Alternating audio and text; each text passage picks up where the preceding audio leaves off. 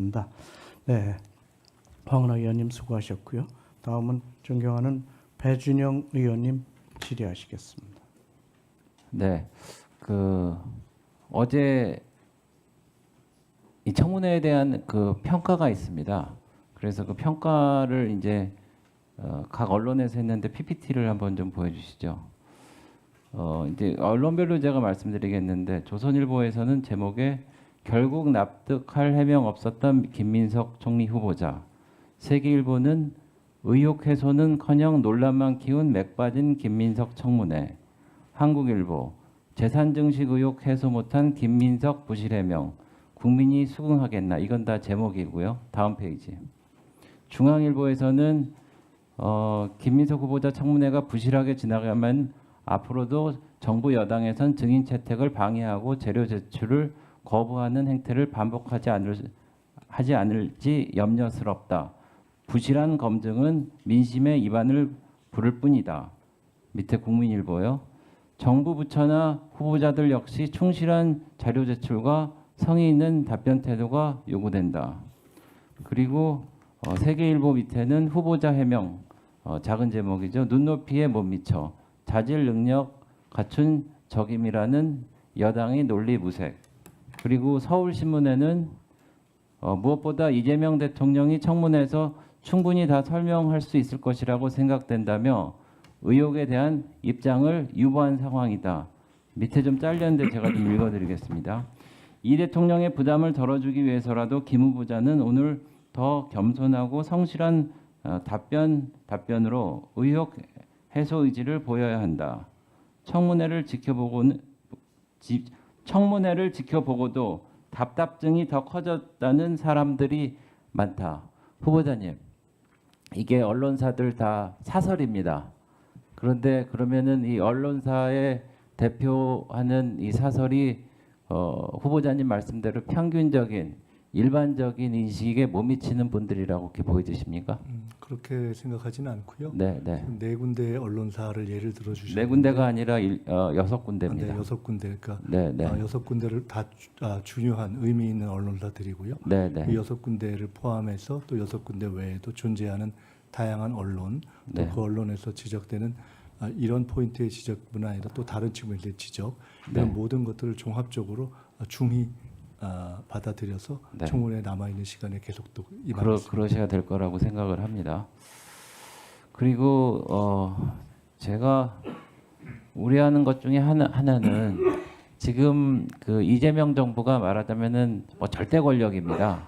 그러니까 이제 정권을 이제 장악을 했고 입법부도 이제 다수 여당을 하고 있는데 지금 사법부에 조희대 대법원장이 있고 지난번에 그 판결에 대한 영향으로 대법원에 대해서 이제 뭐 특검을 한다, 뭐 국정조사를 한다, 뭐 이런 말씀들이 있어요. 그래서 후보자님, 그 대법원의 그 대법관을 증원한다든지 3심 제도를 헌법소원까지 해서 사실상 사심으로 만든다는 거에 대해서 후보자의 입장은 뭡니까? 지난 대선 시기에 네. 저는 이미 존재했던 것이니까 당시 저의 입장을 말씀드리면 네. 대법원에서 이러저러한 중요한 사건을 판단하거나 검토하는 데 있어서 얼마나 기록이 충실하게 읽혀지는가에 대해서 국민들이 알고 싶어하는 것을 확인해보자 하는 문제 제기를 제기했던 적이 있습니다. 대법원이 매우 중요한 헌법기관이기 때문에 대법원에 대한 신뢰를 더 높여가는 차원에서 여러 노력은 필요하다고 보고요.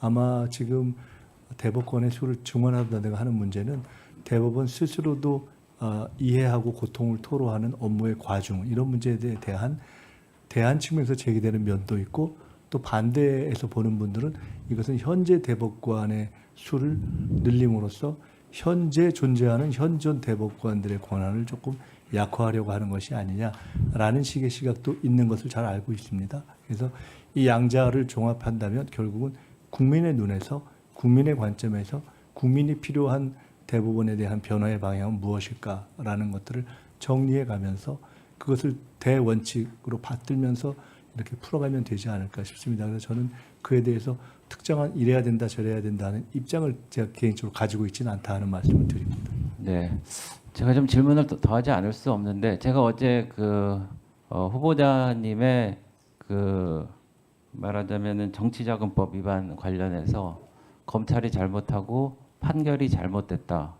그리고 일부 맥락만 이렇게 따서 검찰이 한 거를 법원이 잘못 판단했다 이런 말씀을 하신 취지로 제가 알아들었는데 그렇게 되면은 첫 번째, 두 번째 이 정치자금법 위반에 관련된 재판이 모두 6개가 있었는데 6개를 이제 전부 다 부정하셨단 말이죠. 그러면은 그렇지 않아도 지금 삼권 분립에 대한 국민적인 어떤 우려가 커져가고 있는 상황에서 이 대법원장을 옥죄이고 대법원을 무력화하고 이 대통령과 국무총리 후보자가 대법원의 판단을 현재 것만 아니라 이 과거 것도 무시하고 옳지 않다고 하면은 과연 이 삼권 분립이 제대로 서겠는가 그런 걱정을 합니다. 그래서 제가 아까 어제 후보자님이 말씀하셔서 일부만 따서 제가 말씀드렸다고 해갖고 제가 법원 첫 번째, 두 번째 사건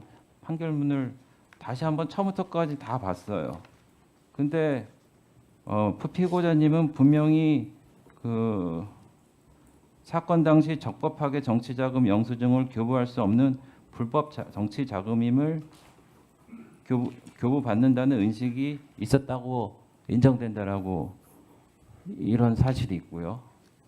그리고 이 두 번째 정치자금법 위반에서도 제가 또 말씀드리기 좀 명구스럽긴 한데 혹시 만에 시비거리가 있으면은 그때는 빌린 것으로 하자. 뭐 이런 내용들이 다 있습니다. 그래서 사실상 이런 법원의 판단은 존중을 하고 그런 상황에서 상권 분립도 정상적으로 하고 이 국가가 이제 정상적으로 브레이크를 잡고 필요한 브레이크는 있어야 된다고 생각을. 이거에 대한 우려가 있어서 그래서 법원을 좀 존중해 주시자는 그런 부탁의 말씀을 넘어서 이것을 어떻게 해야 돼? 어떤 의식을 갖고 계십니까? 네, 저는 법원을 존중합니다. 법원을 존중하기 때문에 법원이 내린 결정들에 대해서 그때그때 법적으로 정한 항소의 절차도 밟았고 그럼에도 불구하고 내려진 최종 결정에 대해서 성실하게 정해진 대로 저는 예를 들어 과거에 사면복권도 받지 않았거든요. 제가 의사로 안 받은 것은 아니지만 굉장히 드물게 다 산 경우입니다. 그렇게 하고 이미 드러난 것처럼 뭐 추징 등 의무를 다 갚았습니다. 그래서 그것에 대해서 제가 정확하게 이렇게 표현했습니다. 표적 사정의 성격이 있다라는 것에 대해서 말씀을 드렸고요. 그럼에도 불구하고 법원에서 영수증을 교부하지 않은 것 자체는 이유 여하를 막론하고 법적으로 위배다라는 부분에 대해서 제가 어떻게 하겠는가라는 부분에 위법을 제기하시면 받을 수밖에 없다는 말씀을 드렸습니다. 최후 진술에도 드렸고 다만 그때 이런 말씀도 드렸습니다. 근데 똑같은 상황이 다시 온다고 하더라도 어떻게 해야 될지 잘 모르겠다. 제가 일일이 다 수천 장의 영수증을 볼 수 있는 상황이 다시 될지 솔직히는 잘 모르겠다. 그걸 제가 지킬 수 있을지 다른 누구는 지킬 수 있을지 잘 모르겠다. 사실 그때 그렇게 얘기했습니다. 그리고 어제 말씀드렸지만 이런 영수증 미발과 관련해서는 공교롭게도 국힘에 소속된 당대표를 지내셨던 분 한 분하고 그냥 의원 한 분, 두 분은 무죄가 났던 경우가 있습니다. 제가 성함은 밝히지 않겠습니다. 존경하는 배준영 의원님께서 선의를 가지고 법원에 대한 존중을 말씀해 주셨기 때문에 제 말씀을 드리고요. 어제도 말씀드렸지만은 빌린 것으로 하자라는 취지의 검찰이 있었지 그런 메일을 쓴 적이 없습니다. 그 부분에 대해서는 우리 사회가 법원을 존중하지만 경우에 따라서는 오랜 시간이 지난 이후에 재심의를 통해서 변경되는 경우도 있고 제 사건 같은 경우는 저도 몰랐는데 늘 의문을 갖고 있었던 것이 20년 만에 그 사건을 한 당시 검찰 핵심들의 배후에 일정한 카르텔이 있었다는 것도 이제 기사가 나서 저도 인지하게 된 면들이 있거든요. 그러니까 저도 사실은 그 20년을 지냈을 때 좀 억울한 면이 있었겠지 않았는가 한번 생각해 주시면 어떤가.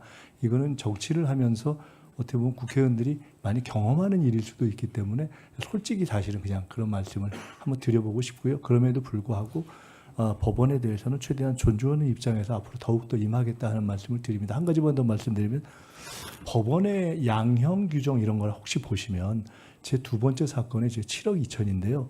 제가 아마 알기로는 우리 박규택 의원님 계신데 그 정도 정치 사건, 자금 사건이면은 제가 알기로는 벌금으로 처리하는 경우가 거의 없지 않는가 싶습니다. 저는 당시에 100% 유죄 아니면 100% 무죄라고 생각했습니다. 징역형인데 너무 놀랐습니다. 당시에 벌금이 되는 것을 보고 법원이 좀 곤란했구나. 사실 저는 그때 그렇게 생각했어요. 벌금을 줄 수 있는 액수가 아니거든요. 1억만 지나면 보통 징역형 아닙니까? 근데 제 경우에 7억 정도의 액수고 구속까지를 일시했던 건이어서 사실은 벌금 대기가 어려웠다고 저는 생각해서 그만큼 법원도 고민스러웠지 않았는가 저는 사실 생각하는 사건인데 그럼에도 불구하고 이 모든 것에 있어서 저의 불찰과 부족함이 있던 부분을 제가 또에 대해서는 짚고 있고 사실은 제가 이후에 미국 가서 로스쿨을 하고 미국 변호사가 된 이후에는 앞으로 정치를 할 가능성이 비록 높지 않지만은 다 떠나서 제가 젊은 시절에 정치를 시작하다 보니까 제가 그러니까 세비 받는 외에 돈을 벌어서 수익 활동을 한 적이 별로 없어서 이후에 대학 강의했지만 앞으로 돈을 버는 방법으로도 내가 하나 가지고 있어야 되겠다라는 점도 있었다 하는 것을 조금 이해해 주셨으면 좋겠습니다. 네. 오늘 배준영 의원님 수고하셨습니다. 다음은 존경하는 김현 의원님 질의해 주시기 바랍니다. 네, 더불어민주당